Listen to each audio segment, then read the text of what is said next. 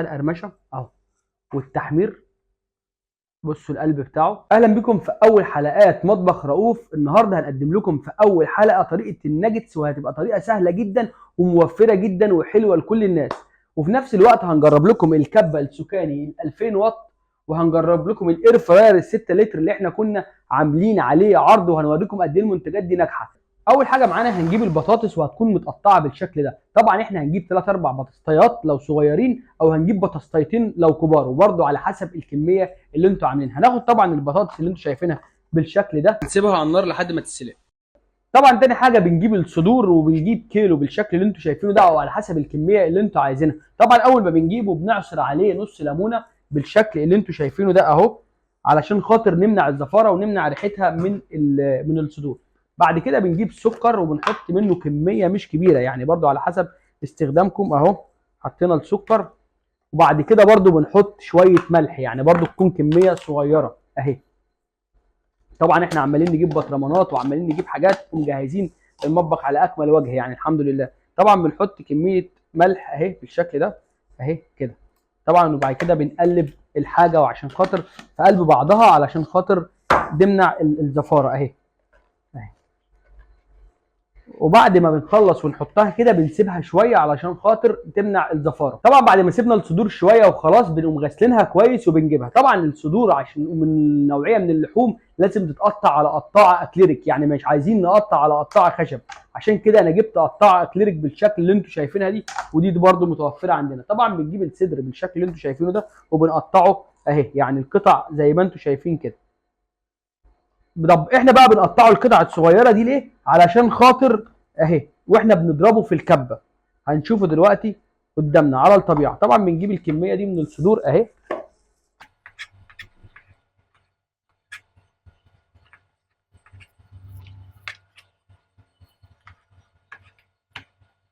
قطعنا الصدور بالشكل اللي انتم شايفينه ده. طبعا عملنا الموضوع ده كله على ما البطاطس اتسلقت. بعد ما سلقنا البطاطس هنصفيها ونغسلها بميه ساقعه. بعد ما غسلنا البطاطس بنجيبها بالشكل ده، وبعد كده بنقشرها اهي. طبعا لازم نقشرها عشان بعد كده هنبقى نهرسها اهي. نقشر كده بالشكل اللي انتم شايفينه. بعد كده بنجيب البطاطس بقى، حطيناها في البوله دي. البوله دي يا جماعه اكليريك ضد الكسر، عليها ضمان مدى الحياه. بتخش عندنا الميكروويف، وبتخش غساله الاطباق، وبتخش الفريزر كمان. طبعا جايبينها وهنهرس فيها البطاطس. وادي هرسه البطاطس يا جماعه اهي الاكليريك زي ما انتم شايفين. شايفين بقى الهرس سريع ازاي جميله جميل. من المنتجات الناجحه برضو. طبعا بنهرس البطاطس اهي، اتهرست 100 100 جدا يعني انا قلت لكم من الاول انا شيف، انا كنت عارف نفسي ان انا شيف من الاول يعني. بس انتوا يعني الحمد لله يعني. وشكرا على دعمكم، وشكرا على كلامكم اللي وصلنا اللي احنا بنعمله دلوقتي ده. بعد كده جبنا بقى الكبه دي. الكبه دي يا جماعه السكاني 2000 واط، كبه عملاقه انا مسميها كده لان الكبه دي قويه جدا. طبعا احنا هنوريها لكم على الطبيعه. بس بعد كده بنجيب الكبه، وبعد كده بنفتحها اهي. بنحط معانا المكونات بتاعتنا. اول حاجه بنحطها بنحط الصدور البانيه. بصوا بقى الكميه اللي انا هحطها اللي الكبه هتطحنها قدامكم اهي. بنحط كميه صدور البانيه اللي هي ان انا عاملها كيلو الا ربع. طبعا انا عامل كميه كبيره، يعني عكس ما انتم في البيت عايزين تعملوا كميه اقل تعملوا كميه اكبر، دي براحتكم. بعد ما بنعملها بنجيب البطاطس اللي احنا هرسناها بنفضيها عليها بالشكل اللي انتم شايفينه ده اهي. بنفضي طبعا الكميه ديت. شوفوا انا بفضي قد ايه في الكبه، كميه كبيره جدا اهي. فضينا البطاطس المهروسه، وبعد كده المفروض لو كميه قليله احنا هنحط بيضه، لكن انا هحط بيضتين عشان الكميه كبيره يا جماعه اهو. تكسروا البيض ازاي اهو يا جدعان؟ انا شيف انا شيف انا شيف، انتوا ما صدقتونيش.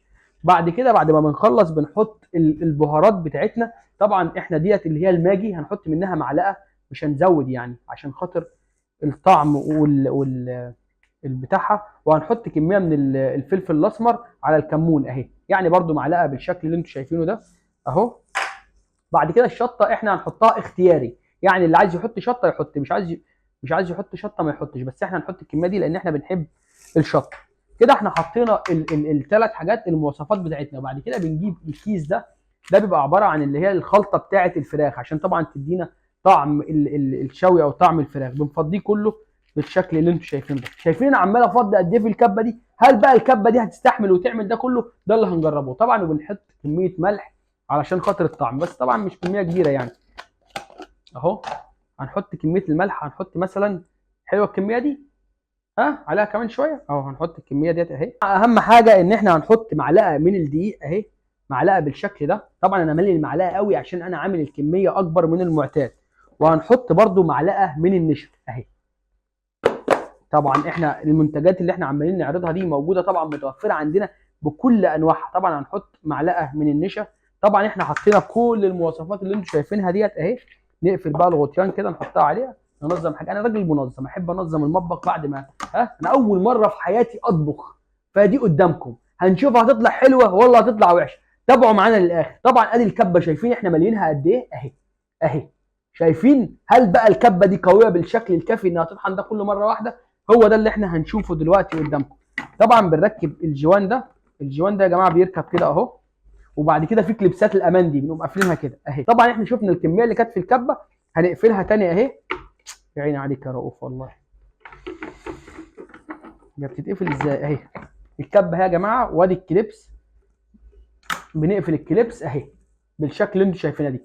شايفين الكبه انا مش مخلي فيها منفذ. هل هي بقى بالقوه اللي انتوا بتتكلموا في 2000 واط؟ هل هي بالقوه اللي هتطحن ده كله اهي؟ طبعا هنشغل على اول سرعه. بصوا، ولا كأن فيها اي حاجه، ولا كأن فيها اي حاجه اهي.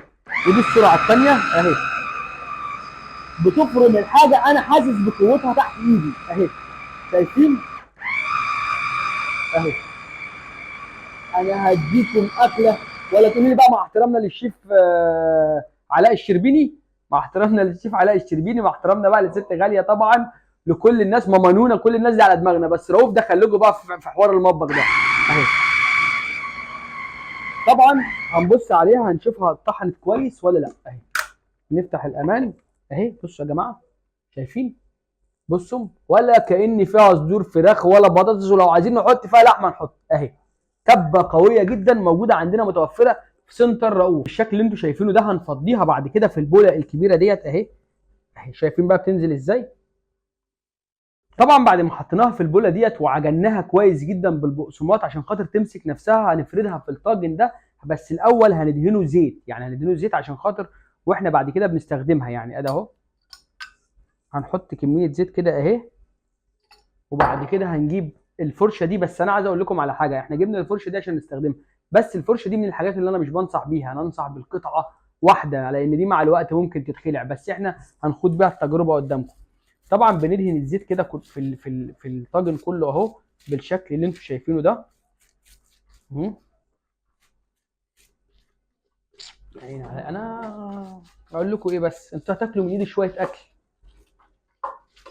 ده انا هقلب السنتر ده بعد كده مطعم هنا.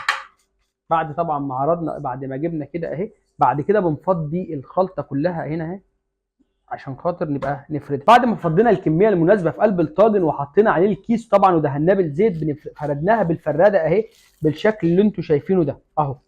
اهي طلعت معانا بالشكل ده يا جماعه زي الفل. بعد كده بنشيل الكيس ده تاني اهو. وبعد كده بنقطعها القطع اللي احنا او الحجم اللي احنا شايفينه يبقى مناسب. يعني احنا على حسب العدد اللي احنا عايزينه اهي. طبعا بتتقطع كده اهي.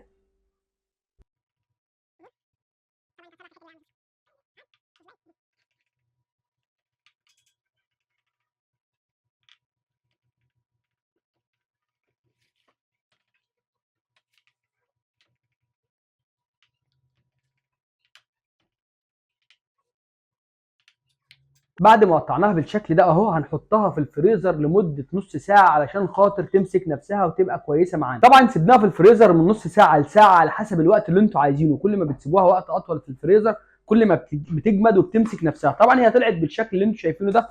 وهنا بنجيب البيض وبنعمله بشويه لبن وعليه شويه ملح وفلفل اسمر عشان نضيع الزفاره بتاعته. وبعد كده بنجيب المكون ده اللي عامل زي اللي هو ده اسمه ايه يا فرح؟ كورن فليكس ده يعني. وبنطحنه في الكبه الى حد ما. وبعد كده بنجيبه بالشكل ده. طبعا هي طلعت معانا متجمده اهي. طبعا بناخد اول قطعه بالشكل ده. طبعا انتوا بقى هتعملوها بشكل افضل، اعذروني يعني. فبنجيبها اهي وبنحطها في قلب البيض اهي. بعد كده بنحطها في الكورن فليكس او في الفيجيتار الخشن ده.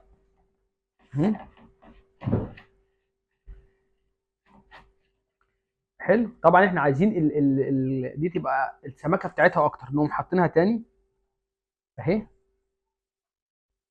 انا عليا بصوا بقى، انا تقولي لي بقى مع احترامنا لاي حد، لا اتفرجوا انا هقدم لكم شويه اكل اهي. وبعد كده بعد ما بنطلعها بنرصها في صينيه تاني، لان احنا بعد ما هنخلص هنحطها في الاير فراير. يلا نعملها وبعد كده نحطها في الاير فراير. ادينا جبنا وعملناه وخلصناه وجبنا الاير فراير. الفكره بقى ان احنا بنقوم فاتحين الاير فراير بالشكل اللي انتم شايفينه ده اهو، وبعد كده بنجيب الناجتس ونرصه بشكل يكون كويس اهو،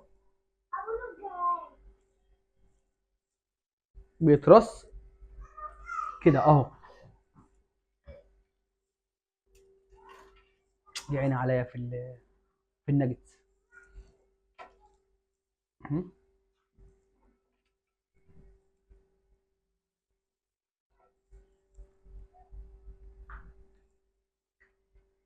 طبعا يا جماعه بنرص في الاير فراير هنا كده، الاير فراير موزع او المروحه بتوزع الحراره بتاعته كويس جدا.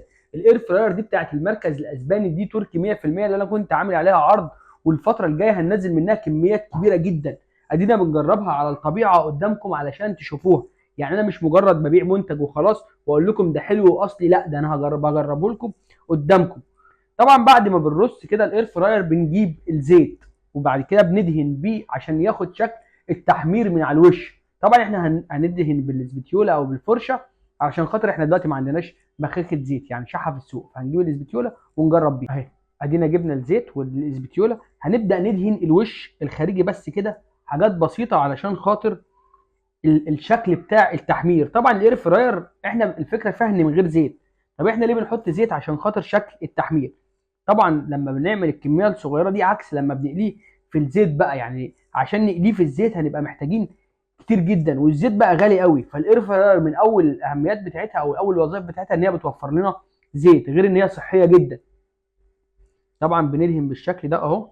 يعني بصوا انا دهنت الطبقه الخارجيه كلها، بصوا ما كملتش حتى البوله الصغيره دي. طبعا اهو بيبقى الشكل باللي انتم شايفينه ده اهو.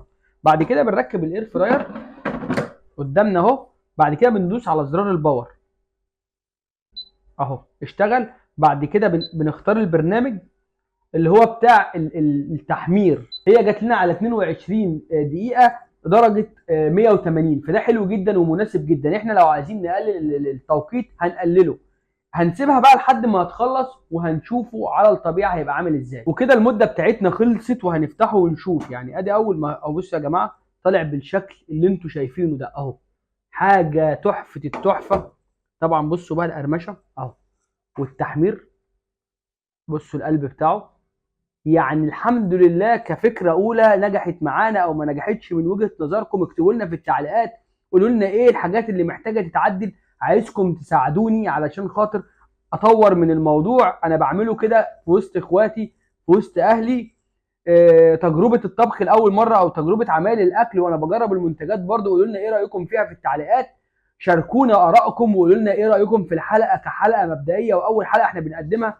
عايزين نستمر في الموضوع برضو قولوا لنا، واحنا هنجيب لكم كل وصفات الاكل، هنجرب لكم كل المنتجات، هنجيب لكم كل الشيفات اللي انتوا عايزينهم. وادي الناجتس طلع معانا زي الفل والله، بيقرمش طعمه. يعني انا ما توقعتش كرؤوف يطلع طعمه بالحلاوه دي، اه والله العظيم. ذوق كده ذوق كده يا استاذ عماد، حاجه زي الفل، الله اكبر.